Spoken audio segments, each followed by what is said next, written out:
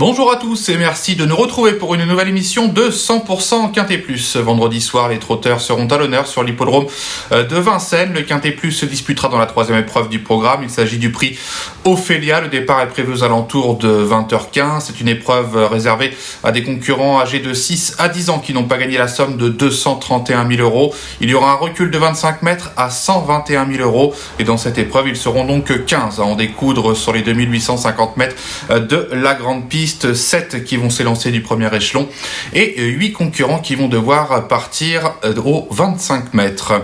On va ensemble regarder maintenant le tableau des forces en présence de cette épreuve qui, avant le coup, s'annonce assez ouverte, même si on verra qu'il y a une candidature qui sort du lot. Derrière, c'est assez ouvert pour les places.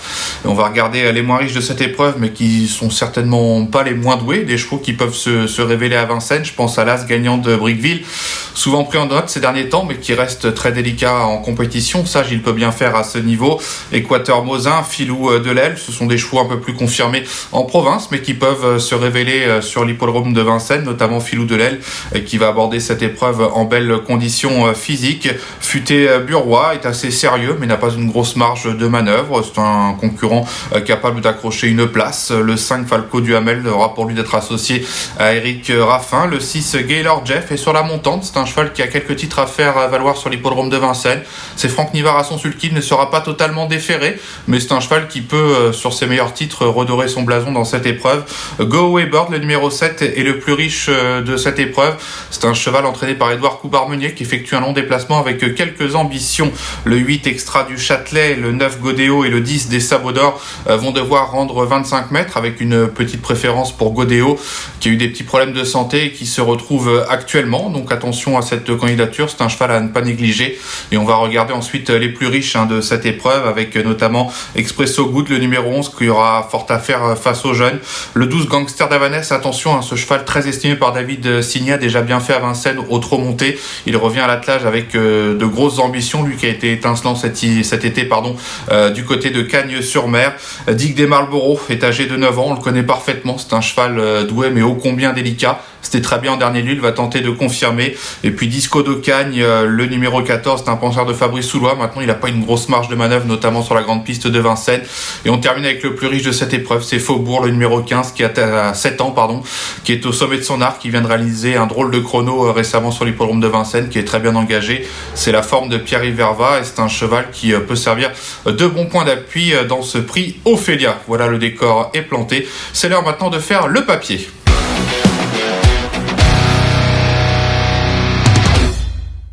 Allez, avant le coup, je vais détacher 5 candidatures dans cette épreuve. Tout d'abord, le numéro 15, Faubourg, on l'a vu sur le tableau des partants. Ça sera d'ailleurs le seul smiley vert au départ de cette course. Pierre-Yves Verva est assez confiant et c'est logique quand on regarde les performances de ce Faubourg ces derniers temps. Il n'y a vraiment pas grand-chose à lui reprocher. Je vous propose de regarder une petite stat le concernant. Ce sont ses stats pieds nus sur l'hippodrome de Vincennes. Il s'est produit à 3 reprises dans cette configuration. Une victoire et 2 podiums. 100% de réussite donc en étant pieds nus dans le temple du trot. C'est une stat qui plaît dans sa faveur et logiquement dans cette épreuve il mérite un large crédit et je vous propose d'ailleurs de le revoir en action. Lors de sa plus récente sortie, c'était sur l'hippodrome de Vincennes et ce jour-là, après avoir patienté en bon rang dans l'un des premiers, il a été lancé l'entrée de la ligne droite et il a très bien fini, s'imposant de peu mais somme toute assez sûrement, résistant notamment à Jason Derian qui est à son extérieur. Le cheval trottait 12-6 sur les 2700 mètres de la grande piste, un super chrono. Il est en plein boom, il est performant déféré des 4 pieds, il adore Vincennes, son entourage est très confiant, logiquement c'est une bonne base dans cette épreuve, on peut lui accorder beaucoup de crédit. Mon deuxième choix se portera sur Gangster d'Avanès. Alors c'est vrai que moi je suis un petit peu spécialiste des courses au trot du Sud-Est et ce Gangster d'Avanès, j'ai eu l'occasion de le voir courir à de nombreuses reprises pour l'entraînement de David Signet. C'est quand même un drôle de cheval qui est très bien né, fils de Signeville, qui a depuis plusieurs mois appris la vie du bon côté, notamment au trot attelé, et ses performances sont très bonnes. Je vous propose de le revoir il n'y a pas si longtemps que ça, c'était sur l'hippodrome de Cagnes-sur-Mer à l'occasion du prix d'Argentan, c'était le 27 août dernier, c'était la coupe des 6 ans, et ce jour-là Gangster d'Avanès allait réaliser une drôle de performance. Alors on va pas le voir sur ces images, mais il avait concédé beaucoup de terrain en début de parcours, il s'était retrouvé en net retrait du peloton, il avait rendu quasiment 40 mètres, il avait fait le tour de ses rivaux à un tour du but, il Il a longtemps fait illusion pour la victoire, il est encore aux prises pour le succès à mi-ligne droite. Finalement, il doit se contenter de la 4e place tout près, mais le lot était très bon. C'est Give Me Cash qui s'imposait, Galbarinja qui était 2 et Gangster d'Havanès, je pense que sans sa faute au départ, c'est peut-être lui qui aurait très certainement remporté cette coupe. Donc il est vraiment très régulier depuis de nombreux mois à l'attelé. Il faut assurer les premiers mètres de course, mais je pense que c'est le vrai cheval de tenue qui va apprécier les 2850 mètres de la grande piste au trot attelé. Et sur ses perfs de l'été, moi je pense qu'il peut même remporter ce quintet plus. En tout cas, David Signé se déplace avec de logiques ambitions. Voilà donc pour mon deuxième choix. On va maintenant évoquer ma troisième candidature. Un petit casse-tête, c'est Gagnant de Brickville qui portera ici le numéro 1. C'est le petit poussé de cette épreuve. Il n'a que 88 000 euros de gains, mais c'est un cheval qui n'a vraiment pas les gains en rapport avec sa qualité. Il a toujours montré de la qualité, cet ancien pensionnaire des fermes Martens, qui est désormais entraîné par Aude Lemoine. Il reste sur plusieurs disqualifications, mais si vous regardez bien ses plus récentes sorties, à chaque fois il pouvait encore espérer jouer les tout premiers rôles, et je vous propose de le revoir. Récemment, c'était sur l'hippodrome de Vincennes le 29 août dernier, et ce jour-là, malheureusement, Gagnant de Brickville, qui avait bénéficié d'un bon parcours, en deuxième ligne côté corde, il n'a pu éviter la faute à l'entrée de la ligne droite alors qu'il semblait en avoir encore des ressources. C'est un lot très bien composé. Voilà, c'est dommage, mais Gabi Gelormini lui sera de nouveau associé. Il a confié à son entraîneur de peut-être enraîner un peu plus le cheval pour éviter de faire une faute. Il peut aller devant, aller tête et corde avec 25 mètres d'avance sur les principaux favoris. S'il reste au trot, c'est un joli coup de poker à tenter. En tout cas, moi je pense que tous les jours il a la pointure d'une telle épreuve, donc attention à l'As Gagnant de Brickville qui est capable de redorer son blason. Mon quatrième choix s'est porté sur Go Away Bird qui portera ici le numéro 7. C'est le plus riche du premier échelon. C'est un pensionnaire d'Édouard Coubard-Meunier qui est installé maintenant dans le sud de la France depuis 2 ans et qui connaît une très belle réussite. Go Away Bird, moi c'est un cheval que j'apprécie beaucoup, que j'ai vu faire de très très belles performances dans la région. Il est passé un petit peu à côté de son été sur l'hippodrome de Cagnes-sur-Mer, mais finalement quand on regarde sa plus récente sortie dans la coupe, le prix d'Argenton où Gangster d'Havanès se classait 4e, ce Go Away Bird lui se classait 8e, mais quand on regarde les images, il était finalement tout près des premiers, en gagnant du terrain pour finir. Cette fois-ci, il aura 25 mètres d'avance sur Gangster d'Havanès. Il sera uniquement plaqué des antérieurs, mais il a été une fois dans sa carrière, avait gagné, c'était sur la piste de Lyon-Paris. Donc Go Weber, c'est un super cheval très régulier. Je vous propose de regarder une stat le concernant.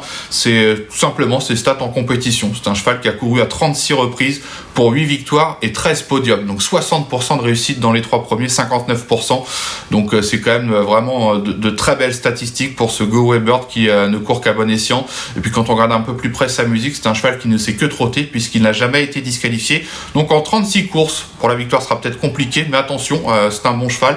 Moi je pense que ça peut être une bonne base dans les 3-4 premiers. Donc le numéro 7, Go Away Bird. Et on va terminer cette étude avec un cheval ô combien délicat, mais doué également. C'est le numéro 13, Dick des Marlborough. Cheval qu'on connaît bien, qui a changé plusieurs fois d'entraînement, qui a été chez Nicolas Hench, qui a été chez Mathieu Abrivard et qui est désormais chez Patrick Terry. Il a toujours montré de la qualité au trot attelé, au trot monté, mais c'est un cheval imprévisible, capable de faire la faute à n'importe quel moment. Je crois qu'il a couru 76 courses dans sa carrière. Il a été disqualifié plus de 35 fois, donc quasiment une fois sur 2 disqualifié. Maintenant, il compte 15 victoires, donc quand il reste au trou, il est capable de faire de belles choses. Et c'était le cas lors de sa plus récente sortie sur l'hippodrome de Vincennes, où il était déjà plaqué des antérieurs et plaqué des postérieurs. Et on va voir que Dick des Marlborough, quand il est capable de rester sage, il peut faire de très belles performances. Et ce jour-là, il était très bon deuxième, récemment sur l'hippodrome de Vincennes, battu seulement par l'excellent Pharrell Seven, le pensionnaire de Jean-Michel Bazir, qui marche sur l'eau actuellement. Donc voilà, Dick des Marlborough, une nouvelle fois, ça sera une question de sagesse. Mais s'il est bien luné, malgré la présence des jeunes, c'est un cheval qui est tout à fait capable d'ambitionner les toutes premières places. Voilà pour mes 5 préférés. C'est l'heure maintenant du prono.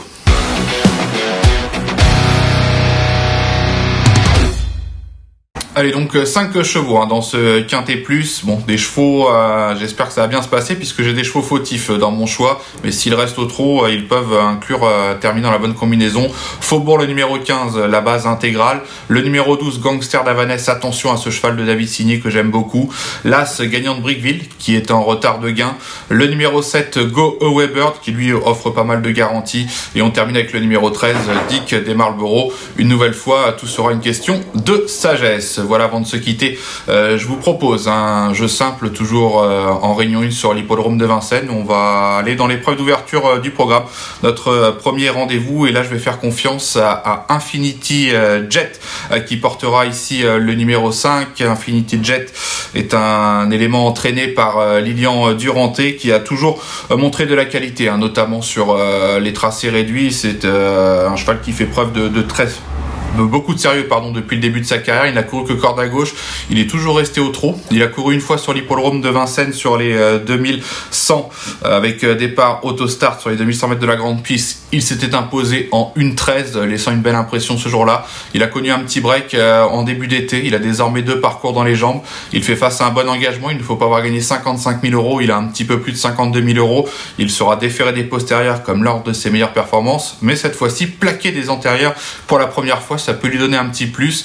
Lilian Duranté a déjà gagné sur l'hippodrome de Vincennes. Il a un petit peu d'expérience. Son cheval a tiré un bon numéro, courte distance, corde à gauche, tout est réuni, plaqué pour la première fois aux antérieurs. Moi, cet Infinity Jet qui est sur la montante, je le crois capable de mettre tout le monde d'accord à une cote qui, je l'espère, sera spéculative. Merci à tous de nous avoir suivis. N'hésitez pas à vous rendre régulièrement sur notre site pariturf.com avec de nombreuses infos, des vidéos et des comptes rendus des courses majeures du jour. Merci à tous de votre fidélité. On se retrouve très bientôt pour une nouvelle émission de 100% Quintet. Ciao, ciao.